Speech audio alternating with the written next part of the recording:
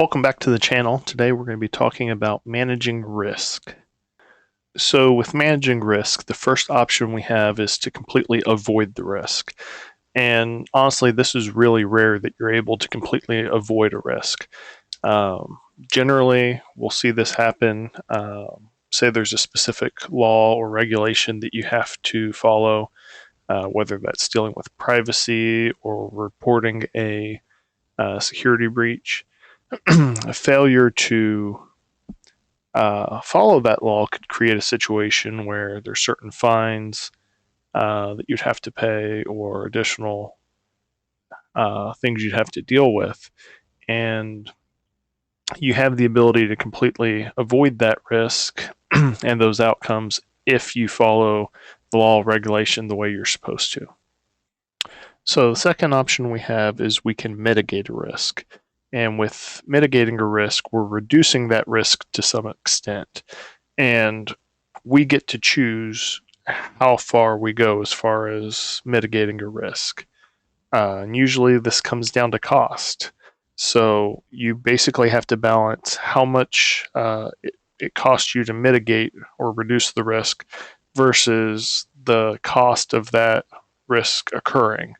So if the risk would be fairly expensive and you can spend some money on it and reduce it to the chance of it happening, it being not very likely, then that's generally acceptable. But as an organization, you have to weigh those costs and make the decision for each risk and figure out what works for your organization. So the third option we have is to transfer the risk. And this generally involves paying a third party to assume that risk. Generally, the difference, if you look at the cost to mitigate the risk, it may be cheaper for someone who specializes in a specific area to assume your risk because they're already doing similar things for other organizations. They specialize in it, and it's cheaper for them to mitigate those risks than it would be for you. An example of this might be a third-party payment processing service for a website, where for you to build a payment processing system that meets PCI regulations and protects customer information the way it needs to would be quite expensive. But a third party that just processes payments for other businesses, it may be there may be less costs associated with you paying them versus doing it in-house. So the fourth option we have is to accept the risk. And this is where we acknowledge the risk and choose to take no other action. And to me, I think any risk that even you mitigate, you can acknowledge that, hey, there is still additional risk there and you can choose to accept it. And it could be a risk that you haven't mitigated at all, that you just realize, hey, the cost for us to reduce that risk exceeds what it would cost if it actually happened. So this could be maybe the risk is very unlikely to occur, or it could be something where just the sheer cost of reducing that risk far outweighs how much it would cost if the risk actually occurs.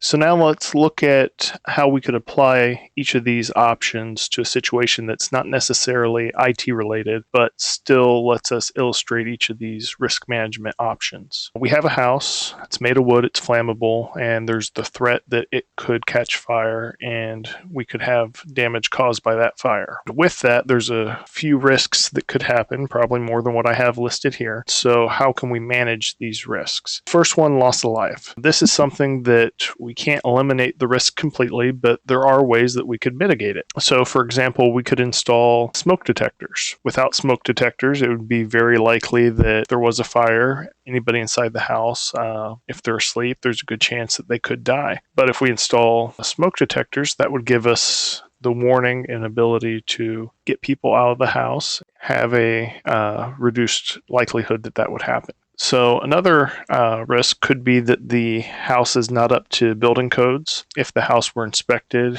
could lead to fines and we'd have to pay fines. Well, we also have the option of just bringing the house up to code, and so this would be something we could easily avoid. So another risk would be that, say there's a fire and the smoke detectors work, everyone's woken up, but nobody knows what to do. So some people go out windows, some people get out the door, and then they don't know where to go. You could have people injured or lost, just especially if you have children involved. And so you have that risk of dealing with just what would happen with the family once they get out of the house. This is something that we could mitigate.